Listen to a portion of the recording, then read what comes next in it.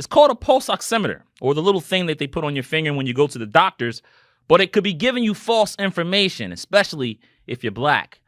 Hello, everyone. It's Jabbar Young, senior writer here at Forbes. And in a minute, I'll be talking to my colleague, Amy Feldman, who wrote a terrific piece on the misreadings of pulse oximeters, especially amongst the African-American community, and what's going to happen now that the FDA is on board and fixing it. Talking to Amy Feldman right now.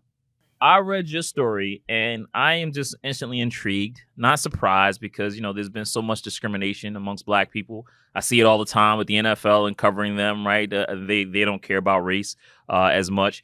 But now I have to worry about touching electronic devices, right? Because when we were on a call, I was nervous, right? I was like, then I can't touch my air fryer. What did you find about reporting on this story? Because it's very intriguing that these devices that test our blood and oxygen in our blood, it appears to be racist. It's really disturbing. It's a lot of the researchers I spoke to, both Black and white, were wary of using the word racist for it, but it's they don't work as well. The technology doesn't work as well. So the way that the technology works, it's a light sensing technology. Melanin blocks the light, and so it is really horrifying because during COVID, especially, these devices were really used to see who got care for COVID. And it turns out that if the device was wrong, you were sent home from the hospital and you didn't get the care that you needed. Yeah. What did you find out? And first of all, how did this story land in on your desk? Because when I see these stories, like, okay, who was the whistleblower here?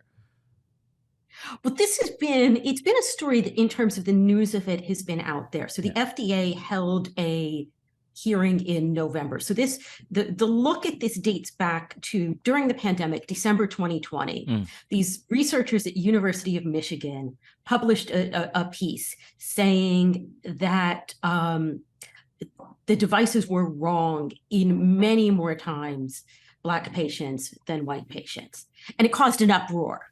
And within a month, a bunch of senators had written to the FDA saying, look, you've got to look at this thing. The FDA put out a warning. And in November of last year, it held this full day meeting where everybody came and was like, here's what's going on. So it finally got attention to this, which should have had attention on it years ago. Absolutely. But because of the pandemic and because of this study in December 2020, it finally got attention. Yeah. How important are these, Amy? Because when I read your article, I instantly, they're important, right? And talking to one of our coworkers, we don't know how, important these pulse oximeters are.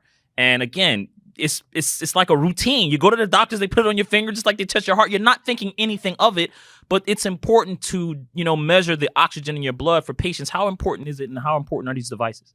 They're hugely, hugely important. Somebody once described it as the single most important medical device outside of the thermometer. Wow. So to measure the oxygen in your blood, it's obviously for COVID, that's where they got a lot of attention because people who had low blood oxygen had, deeply serious problems.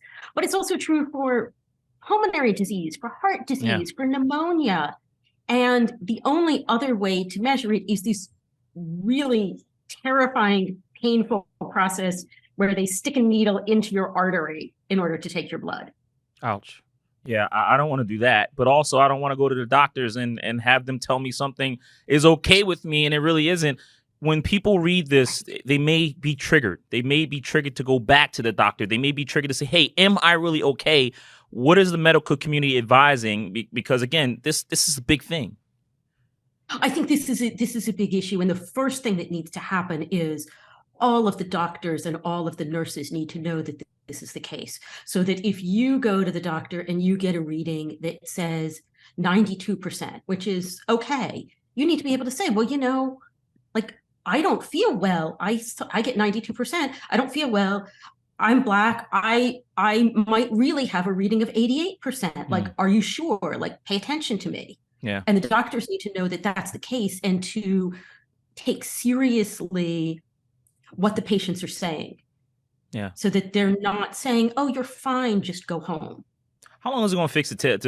Will it take to fix this? Because, it's not like you can just take all the devices off of the market right now and start sticking people with a needle, right? The device is still in need. It's a $2.7 billion industry, and it's projected to reach $4 billion by 2030, according to your article. So we know that it's important. We know that it's getting more and more expensive, but it needs to be fixed.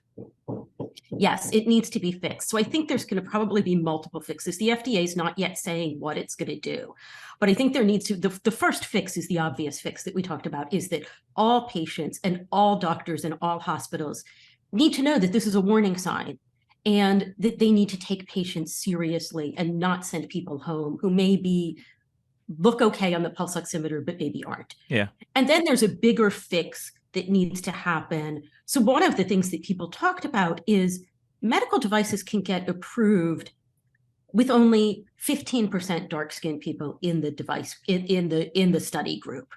That's not at all representative of the demographics in America. Well, and not to interrupt you, but that's 15% or 2 people. That's what stood out, because when you start talking about percentages, people may get confused. Or 2 people of color that is needed to test a medical device. All they're doing is testing 2 people of color. That's outrageous. Yeah, well, it's 2 people out of 10. So it's like only requiring 10 people. And the bigger, and the problem with this also is it's on a gradation. So if they test 2 people who identify as Black but are light-skinned, they may have known absolutely nothing about how the device works in somebody who has darker skin. So they need to be, different people I've talked to have suggested different benchmarks, 30%, 40%, 50%. But clearly that benchmark needs to be higher. Yeah. Yeah. One of the things that you also point in your article is that, we may think and look at the hospitals and saying, oh, you guys have the bad devices. And people may go online and they may start shopping online, right? And you point out that there's no oversight from these devices that are getting made in China, sold on Amazon, and being marketed as wellness devices, not medical devices, wellness devices. Same thing, different name, different set of criteria to get approved. Correct. And that's an even bigger problem. Because if you go to the hospital, at least the medical device manufacturers, and I've talked to them, they're trying to do the right thing. They're like, Massimo, which is one of the big ones, says, in their studies, they have over 50% dark-skinned people working on it. Their own studies say that their devices work better. If you get something for $11 off Amazon, I bought one during the pandemic. You really have no idea of how it works. FDA says, well, that's a wellness device. But what does that mean? It's a wellness device if you're measuring your blood oxygen level. That's probably going to tell you, do I need to go to a doctor? What do I say during a telehealth appointment? Do I go to the emergency room because I'm not feeling well, or do I just stay home and rest? If it's telling you the wrong thing, that's a medical device. Yeah. Yeah. And also Apple Watches, right? They can misread based off of what you reported. Well, everything is working on the same technology. Yeah. And the Apple Watch and the devices that you buy over the counter, all of them, they're not, the FDA has no oversight. The FDA basically says, these are for wellness purposes, don't use them for medical purposes.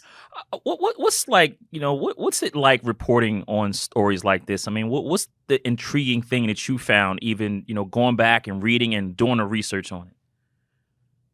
I think with this, it's so frustrating because it's been going on for such a long time. And then a number of people had pointed out there was this device that predated pulse oximeters. There was a different oximetry device developed by Hewlett-Packard way back when. And it worked on a different technology, and it worked more equitably for all people. But that technology went by the wayside. And so it's really frustrating to think that for years, there's been this technology that, we're increasingly reliant on technology for healthcare as well as for everything else. Mm-hmm. It's not working for everybody. Yeah. How is that possible? How is it possible that it took a pandemic to have people pay attention? Yeah. Well, I mean, listen, the pandemic did a lot of things, right? We found we can even have these type of conversations and do so well on Zoom. But the other side of it is that you find out things like this. Amy, first of all, thank you for doing the work. Terrific reporting. Go read that article. And now when I go to the doctors, I got to look at him side eye when he put that thing on my finger. You know what I mean? Like, hey, when was that made? Where was it made? And how correct is it? And it's an important thing to ask because I don't want to be sent home and I don't want people who look like me to be sent home with the wrong information. Thank you. Thank you. Appreciate Thank you for having me.